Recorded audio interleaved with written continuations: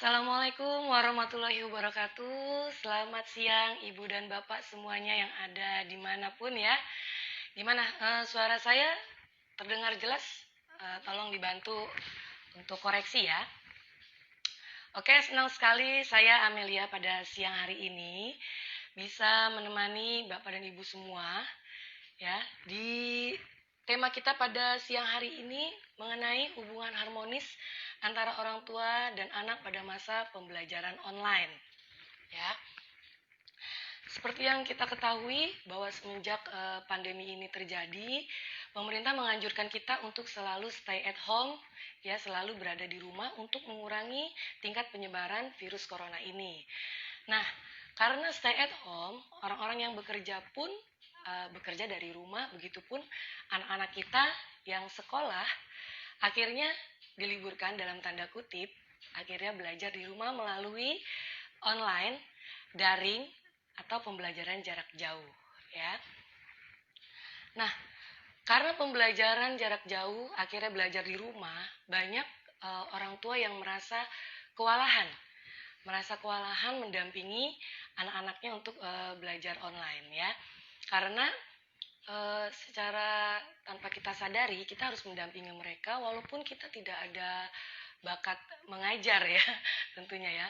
Harus dengan segala macam cara gimana nih supaya anak kita bisa mengerti dengan pelajaran. Tentunya cara kita menerangkan di rumah dengan guru di sekolah tuh pasti ada perbedaannya ya Bapak dan Ibu.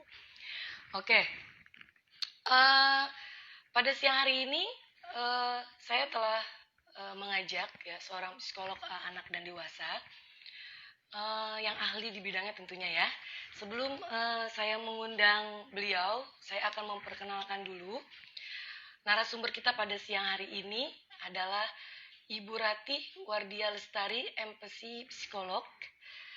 Ya, saat ini beliau bekerja di STIK Budi Kemuliaan sebagai dosen itu dari tahun 2019 sampai sekarang.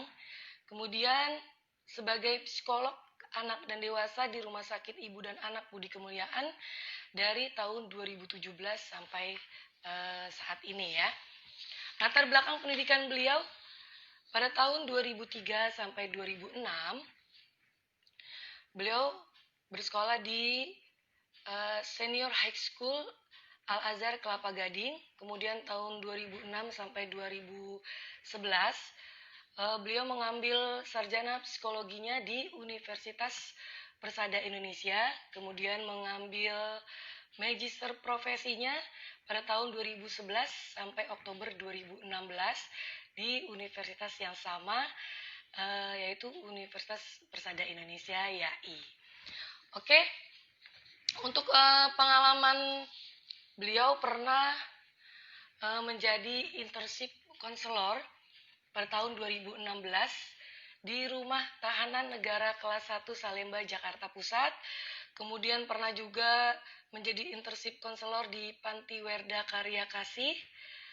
Kemudian di Rumah Sakit Islam Jiwa Pondokopi pada tahun 2016.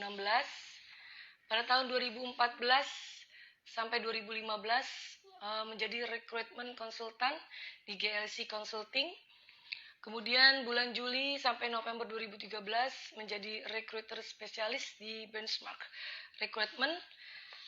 Dan banyak lagi pengalaman lainnya ya, yang kalau saya sebutin satu persatu nih bakal banyak banget ya.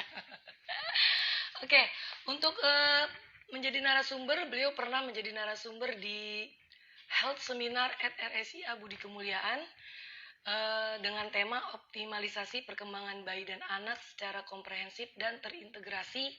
Kemudian sharing with Life Joy at Paradigma Cafe dengan tema penggunaan essential oil dalam keseharian, memahami dan mengoptimalkan tumbuh kembang anak. Kemudian narasumber di Cool Up with Ring of Mom dengan tema ayah seru membantu ibu. Dan batch keduanya itu mudah belajar dengan kenali karakter belajar anak. Kemudian pernah juga menjadi narasumber di Health Seminar with STIK Budi Kemuliaan at RSU Budi Kemuliaan dengan temanya dampak sosial media terhadap psikologis remaja. Wah, banyak sekali ya pengalamannya. Oke, kalau gitu langsung aja saya undang beliau ya kepada Bu Rati. Oke, kita hubungi lagi ya, sudah bisa. Oke, Bu Rati. Kita tunggu Ibu Rati untuk bergabung dengan IG Live kita. Halo. Waalaikumsalam. Apa kabar Bu Rati? Baik, alhamdulillah. Baik, alhamdulillah. Sehat ya pastinya ya. Alhamdulillah sehat. Iya, terima kasih nih sudah mau bergabung dengan Terapi Center Anak Pelangi untuk memberikan sedikit wawasan bagi kita semua ya. Ya. Oke, baik Bu Rati, langsung saja pemaparan materinya, penjelasan sedikitnya mengenai tema kita pada siang hari ini, hubungan harmonis antara orang tua dan anak pada masa pembelajaran online. Silakan Bu Rati. Oke. Assalamualaikum warahmatullahi wabarakatuh. Selamat siang semuanya. Semoga semua dalam kondisi yang sehat selalu. Baik. Amin. Jasmani. Amin. Oke, kita mulai dari awal dulu mengenai pembahasan hubungan harmonis antara orang tua dan anak pada masa pembelajaran online. Nah, ketika kita membahas permasalahan harmonisan antara orang tua dan anak, kita harus memahami dulu nih bagaimana sih cara orang tua itu mampu mengenal dunianya anak-anak. Karena selama masa pandemi ini banyak orang tua yang merasa dirinya itu tidak mampu untuk menangani program belajar yang diberikan oleh sekolah, kemudian merasa anak-anak mereka kurang dapat diajak kerjasama dalam menjalankan program tersebut, yang mana padahal yang dibutuhkan hanya bonding yang kuat di dalam keluarga untuk yang harmonis sendiri gitu.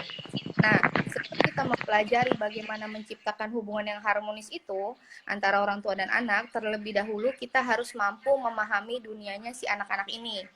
Nah, kalau ada pertanyaan bagaimana sih Bu Rati mengenal dunia anak-anak? Nah, itu ada beberapa tahapan untuk mengenali dunia anak-anak.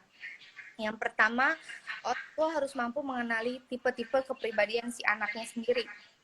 Kemudian yang kedua, orang tua harus mampu mengenali karakter atau gaya belajar si anak.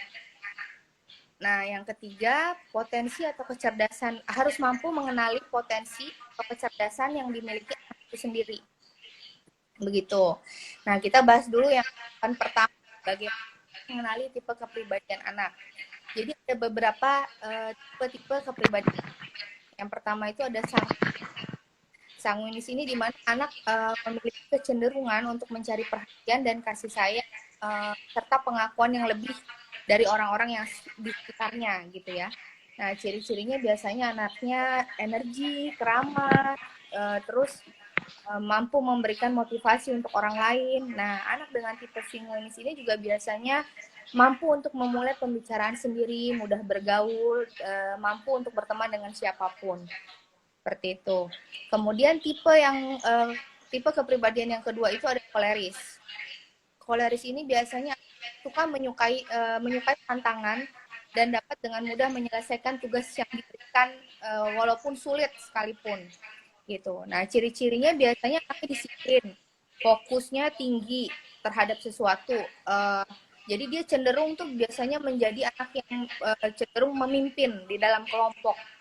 Nah, namun ada kecenderungan lainnya biasanya anaknya menjadi cenderung memiliki keinginan yang keras dan kurang peka terhadap orang gitu. Nah, kemudian kepribadian yang ketiga itu ada melankolis. Nah, melankolis ini cenderung anaknya pendiam, pemikir, dan perfeksionis. Nah, ciri-cirinya biasanya anak dengan kepribadian melankolis ini mampu menyelesaikan tugas secara sistematis, tepat waktu, namun dia sering tidak merasa puas dengan hasil yang telah dia lakukan. Nah, jadi biasanya anak dengan tipe kepribadian melankolis ini cenderung membutuhkan dukungan dan kepekaan dari orang lain. Seperti itu. Nah, kemudian tipe kepribadian yang selanjutnya, yang terakhir, flegmatis. Nah, ini biasanya anak itu cenderung memiliki pembawaan yang selalu merasa cukup Jadi anaknya cenderung sederhana, mencari kedamaian, dan lebih banyak diam. Biasanya dia agak kurang mudah untuk bergaul, tapi dia suka berada di sekitar orang ramai gitu. Nah, biasanya anak dengan tipe flegmatik ini orang melihatnya ini anak cenderung terlihat lamban. Namun hal tersebut bukan karena mereka tidak mampu atau nggak tangkas seperti anak lain, melainkan karena mereka memiliki penguasaan diri untuk lebih hati-hati, mawas terhadap lingkungan, seperti itu. Jadi pada dasarnya anak dengan tipe ini lebih menyukai resiko dan tantangan, mereka membutuhkan waktu untuk bersosialisasi, seperti itu.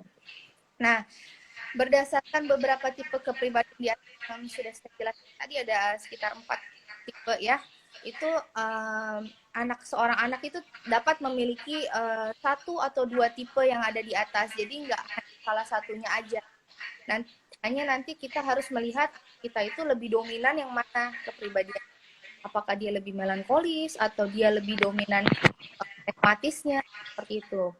Sehingga masing-masing dari tipe kepribadian tadi itu nggak ada yang lebih baik, oh pragmatis lebih baik, oh sanguinis lebih baik, jadi nggak ada yang lebih baik karena memang merupakan karakteristik yang nantinya bisa dikembangkan gitu. Oke, kemudian tahapan yang kedua nih untuk kita bisa menuju dalam keharmonisan tadi tadi ada 3 tahapan. Yang pertama mengenal karakter kepribadian si anak. Kemudian yang kedua mengenali karakter atau gaya belajar anak. Gaya belajar anak ini ada 3 gaya belajar. Yang pertama gaya belajar tipe visual, di mana si anak mudah mengingat apa yang didengar dan dilihat dan cenderung suka membaca daripada dibacakan. Contoh nih ketika kita menjelaskan teori itu harus ada gambaran atau contoh pengaplikasiannya dalam kehidupan sehari-hari. Baru mereka akan lebih fokus tuh biasanya. Nah, ciri-ciri anak visual ini biasanya dia senang mencoret-coret, terus anaknya cenderung detil, teliti, seperti itu. Nah, kemudian tipe selanjutnya ini ada tipe auditorial, di mana si anak mudah mengingat dan memahami yang didengar dan cenderung bicara pada saat melakukan pekerjaan. Nah, biasanya suka ada anak-anak lagi belajar, dia menghafal tapi dia pakai suara, jadi dia harus mengeluarkan suara menghafal agar dia bisa mendengar suaranya sendiri dan merekam di dalam audionya mereka gitu, karena mereka tipe yang auditorial. Nah, ciri-cirinya itu biasanya ya tadi menghafal sambil dikeluarkan suaranya gitu kan. Terus biasanya senang dibacakan dongeng itu dengan nada yang berpola gitu ya, ada pola nadanya. Kemudian anaknya cenderung suka diskusi, mendengarkan musik dan sedikit talk aktif gitu. Nah, kemudian tipe gaya belajar yang terakhir nih adalah kinestetik. Kinestetik ini biasanya anak cenderung melakukan kegiatan belajar bersamaan dengan gerak fisik. Jadi terkadang dia belajar sambil main bola atau belajar sambil mengerjakan sambil bermain gitu. Nah, itu jauh lebih membuat mereka lebih fokus. Meskipun kita bilang kok belajar sambil main sih, ayo sini duduk fokus. Nah, jadi kita tidak bisa menyuruh sesuatu yang memang bukan gaya belajarnya si anak gitu. Jadi ternyata dengan dia bermain, ternyata dia akan lebih fokus gitu. Nah, itu biasanya tipe kinestetik. Nah, ciri-cirinya ya tadi saya bilang dia menghafal sambil jalan-jalan, sambil bermain, sambil berhitung, sambil menggunakan jari gitu. Jadi tipe-tipe kinestetik itu seperti itu. Nah, kemudian tahapan yang ketiga yang akan membantu untuk membina keharmonisan tadi yaitu mengenai potensi kecerdasan yang dimiliki anak. Jadi kecerdasan anak itu ada banyak terbaginya gitu. Ada dari kecerdasan bahasa, logika, musikal, kemudian ada visual ruang, harus menemukan lokasi atau mampu membaca peta. Kemudian apa namanya? Kecerdasan intrapersonal di mana dia mampu memahami dirinya sendiri dan mampu memahami orang lain, lingkungan di sekitarnya. Kemudian kecerdasan naturalis di mana dia mampu memahami alam-alam yang ada di sekitarnya, spesies-spesies. Kemudian ada kecerdasan intra yang tadi intrapersonal, kemudian ada intrapersonal di mana dia